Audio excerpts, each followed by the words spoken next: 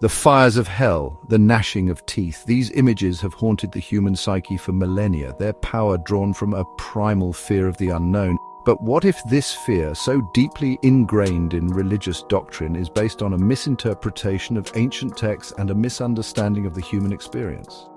What if the hell we dread is not a place of eternal torment, but a concept twisted and wielded to control the hearts and minds of the faithful? These are not blasphemous questions, but necessary inquiries in our search for truth and meaning. For centuries, the spectre of hell has loomed large, a tool used to instill fear and obedience. It is time to lift the veil, to delve into the origins of this terrifying concept and examine the ways in which it has been used to shape our beliefs and behaviors. The image of hell, so vividly portrayed in art and literature, has seeped into our collective consciousness, shaping our understanding of morality, justice, and the afterlife. But this understanding, often presented as absolute truth, is built on shaky foundations. To free ourselves from the shackles of fear, we must confront the inconsistencies, the contradictions, and the manipulations that have come to define hell in the modern religious landscape.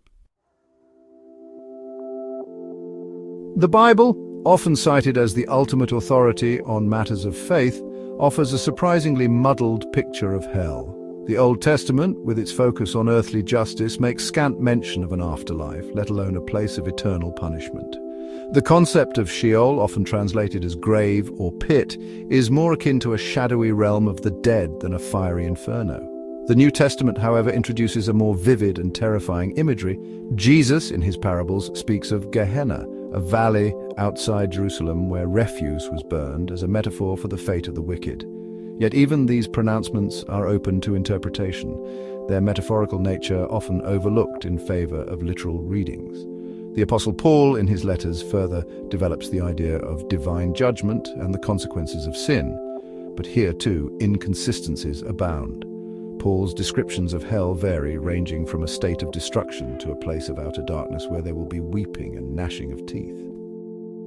This lack of a unified, consistent narrative about hell within the Bible itself raises important questions about the validity of using these texts as definitive proof of its existence. If the authors of Scripture struggled to articulate a clear and consistent vision of the afterlife, how can we be expected to accept any one interpretation as absolute truth?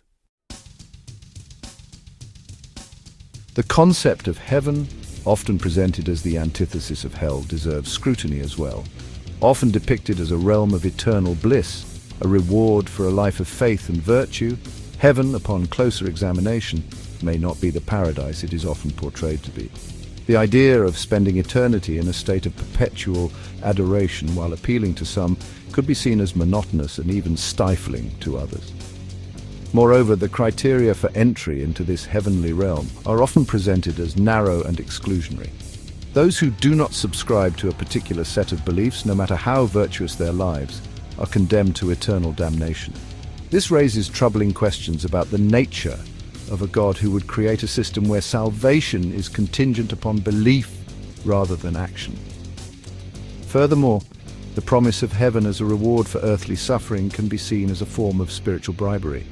It encourages people to endure hardship and injustice in this life, with the hope of a better existence in the next. This can lead to complacency and acceptance of injustice, as individuals are taught to focus on their heavenly reward rather than working to create a more just and equitable world here and now. Fear, particularly the fear of the unknown, is a powerful motivator. It can be used to control behavior, enforce conformity, and maintain power. Throughout history, religious institutions and leaders have exploited this fear, using the threat of eternal damnation to keep their followers in line.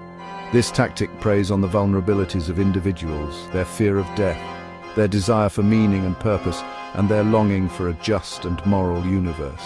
The fear of hell can cripple the human spirit, stifling critical thinking and discouraging dissent. It can lead to a culture of judgment and condemnation where individuals are quick to label others as sinners deserving of eternal punishment.